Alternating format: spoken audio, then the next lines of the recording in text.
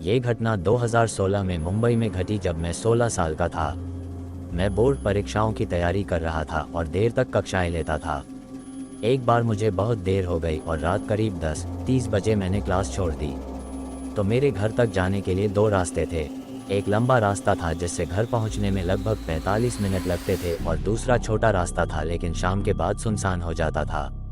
चूंकि मुझे पहले ही देर हो चुकी थी और भूख भी लगी थी, इसलिए मैंने छोटा रास्ता अपनाने का फैसला किया। उस रास्ते पर मुझे अपने घर तक पहुंचने के लिए एक रेलवे ट्रैक पार करना पड़ा और फिर लगभग 2 किलोमीटर पैदल चलना पड़ा और रास्ते में एक सुनसान अस्पताल भी पार करना पड़ा। उस दिन मौसम सुहावना था और जब मैंने अपना ईयरफोन लगाया और चलने लगा तो मैं अच्छे मूड में था। जब तक मैं उस हॉस्पिटल के पास नहीं पहुंचा तब तक सब कुछ सामान्य था। जब मैं वहां पहुंचा तो अचानक हवा ठंडी थी और मेरे रोंगटे खड़े हो गए। यह अजीब था क्योंकि मुंबई में हमेशा नमी रहती है। हालांकि जब मुझे लगा कि कोई मेरे पीछे चल रहा है तो मैं चलता रहा। मैं पीछे मुड़ा लेकिन वहां कोई नहीं था। मैं आगे चल रहा था तभी मैंने देखा कि कुछ दूर साड़ी पहने एक महिला थी जो मेरी पड़ोसी चाची जैसी लग रही थी। मुझे ये सोचकर राहत मिली कि अब मुझे उस खौफनाक रास्ते पर अकेले नहीं चलना पड़ेगा। मैं चिल्लाया, उसका नाम पुकारा लेकिन कोई प्रतिक्रिया नहीं हुई, इसलिए मैंने उसकी ओर तेजी से चलना शुरू कर दिया। लेकिन फिर भी मैं उसके करीब नहीं जा सका, इसलिए मैंने सचमुच उसकी ओर दौड़ना शुरू कर दिया। फिर भी उसका नाम पुकार रहा था और वह अभी भी सामान्य गति से चल रही थी, लेकिन किसी तरह हमारे बीच की दूरी अपरिवर्तित रही। मैं समझ नहीं पा रहा था कि क्या हो रहा है, इसलिए मैं रुक गया और यह पता लगाने की कोशिश की कि मैं वास्तव में किस चीज़ का पीछा कर रहा था। मैं उसे देखता रहा और कुछ ही सेकंड में वह हवा में गायब हो गई। ध्यान रखें कि सड़क कम से कम 1 किलोमीटर तक बिल्कुल सीधी थी और छिपने की कोई जगह नहीं थी। किसी भी तरह से वह भाग नहीं सकती थी या कहीं छिप सकती थी। बस इतना ही काफ़ी था। मैंने खुद पर नियंत्रण खो दिया और कुत्ते की तरह भागने लगा और अपने घर पर ही रुक गया। मैं इतना डर गया कि मुझे बुखार हो गया जो 1 हफ्ते तक चला। लेकिन अजीब चीज़ें होने लगीं। जब मैं सोता हूँ तो मुझे ऐसा महसूस होता था जैसे कोई मेरे बालों को सहला रहा हो।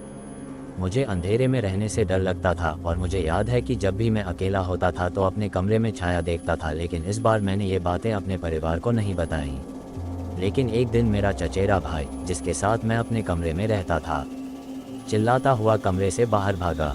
हम सब हॉल में टीवी देख रहे थे। जब उससे पूछा गया कि क्या हुआ तो उसने कहा कि स्नान करने के बाद जब वह कमरे में दाखिल हुआ तो उसने देखा कि मैं खिड़की के पास बैठा हुआ बाहर देख रहा था।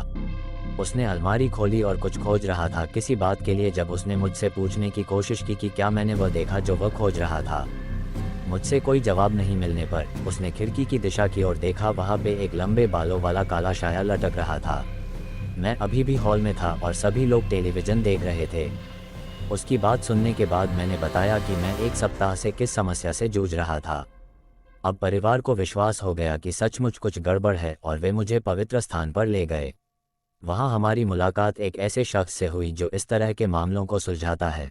उसने मुझ पर मंत्र फूके और मेरे बड़ों से कहा कि मुझे उस घर में कभी अकेला न रहने दे और मुझे सख्ती से कहा कि मैं कभी भी उस रास्ते से न जाऊँ। उन्होंने मुझे इसका कारण नहीं बताया क्योंकि उन्हें लगा कि मैं ये जानने के लिए बहुत छोटा हूँ। हालांकि चीज़ें दोबारा वैसी नहीं हुई और हमने 3-4 महीने बाद वह घर भी छोड़ दिया। तो दोस्तों, आप लोगों को अगर यह कहानी अच्छी लगी तो वीडियो को लाइक करो, शेयर करो और सब्सक्राइब करो मेरी इस यूट्यूब चैनल को। और कमेंट करके ज़रूर बताना कि कैसी लगी आपको ये स्टोरी। और अगर आप अभी अपनी कोई स्टोरी इस चैनल पे बताना चाहते हो तो कमेंट करिए। मैं आपकी स्टोरी इस चैनल पे बताऊँगा। मिलते हैं अगले वीडियो में।